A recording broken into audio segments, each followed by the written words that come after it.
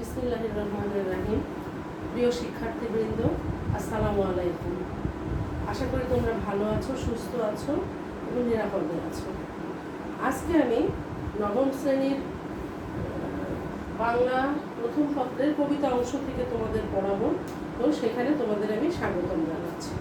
তোমরা বাংলা বই নিয়ে রেডি হয়ে যাও। তো আজকে আমি তোমাদেরকে পড়াবো কবিতা সেই দিন এই মাঠ। কবিতা সেই দিন এই মাঠ। এই কবিতাটি লিখেছেন প্রকৃতির কবি জীবনানন্দ দাশ। তো আমরা জীবনানন্দ দাশ সম্পর্কে জেনেছি, তারপরেও আমি তোমাদেরকে আজকে ওই কবি সম্বন্ধে কিছু তথ্য দেওয়ার চেষ্টা করছি। দেখো, জীবনানন্দ দাশ তিনি 1899 সালে বরিশালে জন্মগ্রহণ করেন। তারপরে তিনি তার শিক্ষা জীবন বরিশাল ব্রজমোহন স্কুলে তিনি পড়াশোনা করেন। তারপরে দেখো ব্রজমোহন কলেজে পড়েন এবং বিএ ডিগ্রি করেন তিনি কলকাতা প্রেসিডেন্সি কলেজে। তারপরে তিনি এই যে 1921 সালে কলকাতা বিশ্ববিদ্যালয় থেকে তিনি ইংরাজি সাহিত্যে এমএ ডিগ্রি লাভ করেন এবং তারপরে তিনি অধ্যাপনা করেন। তো তারপর তো আরেকটা কথা দেখো, যে তার মা ছিলেন এই যে কবি কুসুম, আসলে কবি না, তিনি কুসুম কুমারী দাস। তিনি ছিলেন স্বভাব কবি, অর্থাৎ সেই সময়ে যারা মুখে মুখে কবিতা আবৃত্তি তৈরি করতেন তাদেরকে বলা হয় স্বভাব কবি। তো তার মা ছিলেন স্বভাব কবি, সেই হিসাবে তিনি আসলে প্রকৃতি থেকেই তার মায়ের জিন থেকেই তিনি এই কবিতা রচনার যে আগ্রহ সেটা তিনি লাভ করেন। তো দেখো, তিনি তার রচিত যে গ্রন্থ, আমরা জানি যে তিনি হচ্ছেন বেশিরভাগ কবিতা তিনি রচনা করেছেন প্রকৃতিকে নিয়ে, প্রকৃতির ফুল, পশু পাখি, বিশেষ করে প্রকৃতি এবং পশু পাখি ইত্যাদি নিয়ে। তো এইখানে দেখো তার রচিত গ্রন্থগুলো হচ্ছে ঝরা পালক, ধূসর পাণ্ডুলিপি, বনলতা সেন, মহাপৃথিবী, সাতটি তারার তিমির, রূপসী বাংলা, বেলা অবেলা কালবেলা, সুতীর্থ ইত্যাদি। আর তার এই কবিতাটা নেওয়া হয়েছে রূপসী বাংলা থেকে তার এই কবিতাটা নেওয়া হয়েছে। তিনি 1954 সালে তিনি কলকাতায় ট্রাম অ্যাক্সিডেন্ট করেন, এই যে 14 অক্টোবর।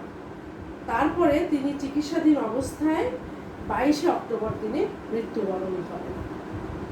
তো আমরা এই কবি সম্পর্কে জানলাম। তো তিনি ছিলেন কিন্তু আসলে প্রকৃতির কবি। এই যে এখানে বলা হয়েছে যে তিনি ছিলেন আধুনিক জীবন চেতনার কবি, তাকে বলা হয় আধুনিক জীবন চেতনার কবি। তো এসো আমরা এখন কবিতাটায় চলে আসি, কবিতা পড়াতে আমরা চলে আসি। তো কবিতাটা দেখো, বলেছেন যে সেই দিন এই মাঠ স্তব্ধ হবে না কো জানি, এই নদী নক্ষত্রের তলে, সেদিনও দেখিবে স্বপ্ন, সোনার স্বপ্নের স্বাদ পৃথিবীতে কবে আর ঝরে। তাই আমরা জানছি যে তিনি ছিলেন কি প্রকৃতির কবি, জীবন চেতনার কবি। তো এখানে তিনি বলেছেন যে আসলে তার আগে আমরা দেখি যে এই কবিতাটার মাধ্যমে তিনি কি বোঝাতে চেয়েছেন। মানুষের মরণশীলতা, প্রকৃতির নিয়মে মানুষ মারা যাবে, কিন্তু পৃথিবী থেমে থাকবে না। অর্থাৎ প্রকৃতির প্রবাহমান যে পালাবদল, সেটাই এই কবিতার মাধ্যমে তিনি ফুটিয়ে তুলেছেন। তাহলে কি তুলেছেন, যে মানুষ হচ্ছে নশ্বর আর প্রকৃতি অবিনশ্বর। মানুষ থেমে যাবে কিন্তু প্রকৃতি থেমে যাবে না। তিনি এখানে বলেছেন যে প্রকৃতির চিরকালীন সৌন্দর্যের মধ্যে প্রকৃতির সৌন্দর্যের মধ্যে সভ্যতা, ধ্বংস ও বিবর্তনের বিষয়টা তিনি এই কবিতার মাধ্যমে ফুটিয়ে তুলেছেন। সভ্যতার বিচিত্র বিবর্তনের মধ্যেও আপন রূপ রস গন্ধ নিয়ে প্রকৃতি কি করে টিকে থাকে। দেখো শত অনেক ঝড় ঝাপটা, অনেক দুর্যোগ, তারপরেও কিন্তু প্রকৃতি সেই প্রকৃতির জায়গাতেই থাকে। কিন্তু কি হয়, মানুষ চলে যায়, সভ্যতা ধ্বংস হয়ে যায়। তাহলে এইখানে কবি বলেছেন যে এই বিবর্তনের মধ্যেও আপন রূপ রস গন্ধ নিয়ে প্রকৃতি কি করে টিকে থাকে। পৃথিবীর প্রাণের যে প্রবাহ ও এই ঘটনার যে প্রতিনিয়ত আবর্তন মানে বুঝতে পেরেছ, যে চলতেই থাকছে, তা হচ্ছে চিরন্তন। আর সৃষ্টি ও ধ্বংসের খেলা পৃথিবীকে যেমন চলছে সে চলতেই থাকবে। সৃষ্টি হচ্ছে, আবার সেটা শেষ হয়ে যাচ্ছে, কিন্তু প্রকৃতির জায়গাতেই থেকে যাচ্ছে। আর তিনি বলেছেন কি, এখানে দেখো যে পৃথিবীর বুকে সোনার স্বপ্নের মাঠ, চিরন্তন, এর কোনো শেষ নেই। স্বপ্নের স্বাদ পৃথিবীতে কবে আর ঝরে। অর্থাৎ এখানে বোঝানো হয়েছে মানুষ মরণশীল, কিন্তু মানুষের কি হয়, মানুষের স্বপ্ন থেকে যায়। তো সেই স্বপ্নটা কি হয়, এখানে বলেছেন যে স্বপ্নের স্বাদ পৃথিবীতে কবে আর ঝরে। মানুষ থাকে, মানুষ চলে যায়, তো মানুষ যদি তার কোনো কর্ম রেখে না যায় তাহলে সেই মানুষটা পুরোপুরিভাবে চলে যায়। কিন্তু যদি তার সেই স্বপ্নটাকে বাস্তবায়ন করে তাহলে কিন্তু তার যে স্বপ্ন সেটা পৃথিবীতে থেকে যায়। এখানে তিনি সেটাই এই বলেছেন। তারপরে দেখো বলেছেন, আমি চলে যাব বলে চালতা ফুল কি আর ভিজিবে না শিশিরের জলে, নরম গন্ধের ঢেউয়ে।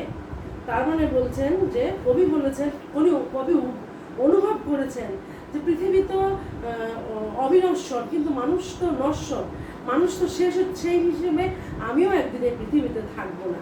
তাহলে আমি থাকবো না বলে কি সেই যে তিনি বলেছেন যে চালতা ফুল কি আর ভিজবে না শিশিরের জলে, তাহলে চালতা তার দৃষ্টিতে, যেহেতু তিনি প্রকৃতির কবি, তিনি এখানে উপমা দিয়েছেন চালতা ফুলের। তো বলছেন যে শিশির পড়ে, সেই শিশিরের ফুলে চালতা ফুল ভিজে যায়, শিশির বিন্দু পড়ে সেটাকে আরো সৌন্দর্যময় করে তোলে। তা তিনি বলেছেন যে আমি থাকবো না বলে কি তাহলে সেই চালতা ফুল কি আর পানিতে ভিজবে না। তারপরে নরম গন্ধের ঢেউয়ে সেই ফুল থেকে পানি পড়ে একটা গন্ধ সৃষ্টি হয়। এত চমৎকার একটা গন্ধ, তাহলে সেই গন্ধটা কি থেমে যাবে ফুলের? আমি থাকবো না বলে? তা কিন্তু হবে না। তিনি এটা তার মর্মে তিনি উপলব্ধি করেছেন এবং তিনি ভেবেছেন যে আমি না থাকলেও এই যে চালতা ফুলের গন্ধ থেকে যাচ্ছে, ঠিক সেরকম গন্ধ মাধুর্য থেকে যাচ্ছে, তাহলে মানুষ থাকবে না, কিন্তু তার কর্মের মাধ্যমে সেই সৌন্দর্যটাকে, সেই সুবাসকে যেন রেখে যেতে হবে। তারপরে দেখো বলেছে লক্ষ্মী, অর্থাৎ নরম গন্ধের ঢেউয়ে বলতে কিন্তু আরেকটা জিনিস এখানে কবি বুঝিয়েছেন যে একটা চিরকালীন গন্ধ। তো কি বলেছে যে প্রকৃতি তার অফুরন্ত এই যে রূপ রস গন্ধ, এগুলো কি হয়, গন্ধ দিয়ে তার রূপ রস গন্ধকে এখানে তার পৃথিবীর ঐশ্বর্যের সাথে তুলনা করেছেন, স্বপ্নের সাথে তুলনা করেছেন, যে মানুষের সেই স্বপ্ন ও কল্পনার পথ তৈরি করে, কিন্তু সেই পথে কি মানুষ সারা জীবন হাঁটতে পারে না। তাকে থেমে যেতে হয়, তার মৃত্যুর কারণে তাকে স্থির হয়ে যেতে হয়, কিন্তু প্রকৃতি স্থির হয় না। তারপরে দেখা গেলে বলেছে লক্ষ্মী বেচা গান গাবে নাকি তার লক্ষ্মীটির তরে। মানে এখানে লক্ষ্মী বেচা বলতে বোঝানো হয়েছে লক্ষ্মীকে আসলে একটা কি বলা হয় যে মঙ্গল বার্তা, লক্ষ্মী বেচার ডাককে সাধারণ মানুষ, গ্রামের মানুষ একটা মঙ্গল বার্তার সাথে তুলনা করেছেন। তো তিনি বলেছেন যে আমি যখন থাকবো না তখন কি তাহলে সেই লক্ষ্মী পেঁচা কি আর সেই মাঙ্গলিক সুরে তার যে কি বলে, তার যে স্ত্রী লক্ষ্মী, তার সাথে কি গল্প করবে না? তাকে নিয়ে কি মাঙ্গলিক যে গান সেটা কি সে গাইবে না? তা তো হবে না। আমি চলে যাব, কিন্তু ঠিক আমি চলে গেলেও লক্ষ্মী পেঁচারা মানে গতিময়তা নিয়ে, অর্থাৎ একটা লক্ষ্মী পেঁচার জায়গায় আর একটা লক্ষ্মী পেঁচা তাদের সেই মাঙ্গলিক যে ধ্বনি সেটা তুলেই যাবে। তারপরে তিনি বলেছেন, দেখো, সোনার স্বপ্নের স্বাদ পৃথিবীতে কবে আর ঝরে। অর্থাৎ মানে মানুষের কিন্তু স্বপ্ন নিয়েই মানুষ বেঁচে থাকে, কিন্তু মানুষের মৃত্যুর সাথে সাথে তার স্বপ্নটা শেষ হয়ে যায়। মানুষের বলেছেন যে এখানে যে চারিদিকে শান্ত বাতি, ভিজে গন্ধ, মৃদু কলরব, খেয়া নৌকাগুলো এসে লেগেছে চরের খুব কাছে। মানে আমি মারা গেলে কি যে পৃথিবী যে শান্ত সেটা কি কোলাহলপূর্ণ হয়ে যাবে? তা কিন্তু হবে না। আমার মৃত্যুর জন্য কি পৃথিবীতে মাতম হবে? তা কিন্তু হবে না। বলছে ভিজে গন্ধ, মৃদু কলরব, অর্থাৎ যে আমি যদি নাও থাকি তাহলে সেই পৃথিবীটা আমার জন্য একেবারে আলোড়ন সৃষ্টি করবে না, মাতম হবে না। পৃথিবী যেমন শান্ত তেমন শান্তই থাকবে। ফুলের যে ভিজে গন্ধ, সেই ফুলের ভিজে গন্ধ সেই সুবাস ঠিকই ছড়াবে। পাখির যে কলরব, কাকলি, সেটা কিন্তু ঠিকই সেই কাকলি পাখি গান গেয়েই যাবে। খেয়া নৌকাগুলো এসে লেগেছে চরের খুব কাছে। আমি চলে যাব বলে, পৃথিবীতে থাকবো না বলে কি মানুষের চলাচল, বেচা কেনা সব কিছু কি থেমে যাবে? আনন্দ কি থেমে যাবে? থেমে যাবে না। আমি চলে গেলে, যেহেতু তিনি প্রকৃতির কবি, গ্রামের কবি, তাই তিনি এখানে বলেছেন যে আমি না থাকলেও কি হবে? সেই সময়ে কিন্তু মানুষের যাতায়াতের মাধ্যমে ছিল নৌকাপথ। তাই তিনি উপমাটা দিয়েছেন যে আমি যদি না থাকি তাহলে কিন্তু সে আমি থাকাকালীন যেমন খেয়া পারাপার হতো, মানুষ তার কর্মের কারণে, তার প্রিয়জনের টানে যেমন এক জায়গা থেকে আরেক জায়গায় যেত, ঠিক কিন্তু আমি না থাকলেও ঠিক সেভাবেই মাঝি নৌকা বাইবে, এক জায়গা থেকে আরেক জায়গায় নিয়ে যাবে, এক চর থেকে আরেক চরে যাবে। খেয়া নৌকাগুলো কি হবে? চলাচল করবে। দেখো, বলছে পৃথিবীর এই সব গল্প বেঁচে রবে চিরকাল। এশিয়া, আচ্ছা এইটাকে বলে নি, পৃথিবীর এই সব গল্প, তিনি কি গল্প মানে কোনগুলো? এই যে চারিদিক শান্ত হয়ে থাকা, কবির জন্য বা যে মারা যাবে তার জন্য যে কোনো মাতম হবে না, এই যে ফুলের গন্ধ সুবাস ছড়াবে, পাখি কলরব করবে, এই যে এই পৃথিবীর এইসব গল্পগুলো, অর্থাৎ এই ঘটনাগুলো চিরকাল কি হবে? একইভাবে বয়ে চলবে। পৃথিবীর এই ঘটনাগুলো চিরন্তন, যা কখনো হারাবে না। কিন্তু কি হবে? বরং এই হারানোর এই গল্পগুলো প্রকৃতি ধরে রাখবে, প্রকৃতি এগুলোকে ধরে রাখবে। আবার তারপরে বলেছে, দেখো, এশিরিয়া ধুলো আজ ব্যাবিলন ছাই হয়ে আছে। ব্যাবিলন ছাই হয়ে আছে। এশিরিয়া একটা সভ্যতা, যে সভ্যতা ছিল একেবারে কি বলবো, চরম একটা উৎকর্ষ ছিল। শিক্ষা, সংস্কৃতি, সাহিত্য, সব কিছু, স্থাপত্য, সব কিছুর একেবারে মানে শিখরে ছিল। আর বলেছে ব্যাবিলন, আমরা তো ব্যাবিলন জানি না, সপ্তম আশ্চর্যের একটা আশ্চর্য ব্যাবিলনের শূন্যোদ্যান। এটা ছিল ষষ্ঠ এবং সপ্তম শতকের সভ্যতা, নগরী। সেটা ছিল কিন্তু মানুষের তৈরি একটা জিনিস, খেয়াল করে, মানব তৈরি সভ্যতা। তো কি হয়েছিল সেটা? এটা ছিল কোন জায়গায়, এটা আমি বলবো তোমাদের, ইটালির পাম্পেই নগরী। এটা কি হয়েছিল? অগ্নুৎপাতের আগ্নেয়গিরির লাভাতে এটা ধ্বংস হয়ে গেছিল পুরোপুরি। পরবর্তীতে কিন্তু আবার দেখো সেই সভ্যতা তৈরি হয়। কিন্তু একটা মানুষ যখন চলে যায়, সেই মানুষ কি আর ফিরে আসে? সেই মানুষ কিন্তু আর ফিরে আসে না। তো এইখানে তিনি বলেছেন যে দেখো, যে এশিরীয় ধুলো আজ ব্যাবিলন ছাই হয়ে আছে। ছাই হয়ে আছে মানে কি? অর্থাৎ সেইখানে সেই সভ্যতা আবার গড়ে উঠেছে, কিন্তু সেই যে ব্যাবিলন, অর্থাৎ এখানে শেষ হয়ে যাওয়া, শেষ হয়ে গেছিল, সেই ঘটনাটা আছে। কিন্তু তাহলে আমরা এটা দিয়ে কি বুঝছি? যে মানুষ মরণশীল, মানুষ থাকবে না, কিন্তু প্রকৃতির রস গন্ধ নিয়ে প্রকৃতি কিন্তু বহমান থাকবে, টিকে থাকবে। আর কি হবে, শুধু তার পালা বদল হবে। এই যে ব্যাবিলনটা ধ্বংস হয়ে গেল, কিন্তু সেখানে আবার আরেকটা সভ্যতা কি হলো, গড়ে উঠল। তো এইখানে উনি বলেছেন, দেখো যে জীবনানন্দ দাশ প্রকৃতির এই চিরকালীন সৌন্দর্যকে বিস্ময়কর নিপুণতায় উপস্থাপন করেছেন। হ্যাঁ, এখানে বলেছেন যে মানুষের মৃত্যু আছে, এই জগতে সৌন্দর্যের মৃত্যু নেই, মানুষের স্বপ্নের মরণ নেই। গভীর জীবন তৃষ্ণা নিয়ে এই সত্যই কবিতাতে অনুভূত হয়েছে। তাহলে আমরা এই কবিতাটা থেকে কি জানলাম, যে এই কবিতাটা হচ্ছে যে মানুষ মরণশীল, কিন্তু মানুষের মানুষ স্বপ্ন নিয়ে বেঁচে থাকে। তো মানুষ যদি তার সেই স্বপ্নটাকে কার্যকরী করে রেখে যেতে পারে, তাহলে কি হবে, মানুষের সেই স্বপ্নটার যে প্রতিফলন সেটা থেকে যাবে। কিন্তু কি হবে, মানুষ যদি শুধু সাধারণ যদি জীবনযাপন করে, তাহলে কি হবে, মানুষের এই সাধারণ মৃত্যু প্রকৃতিকে কোনো প্রভাব ফেলবে না, প্রকৃতিতে কোনো প্রভাব ফেলবে না।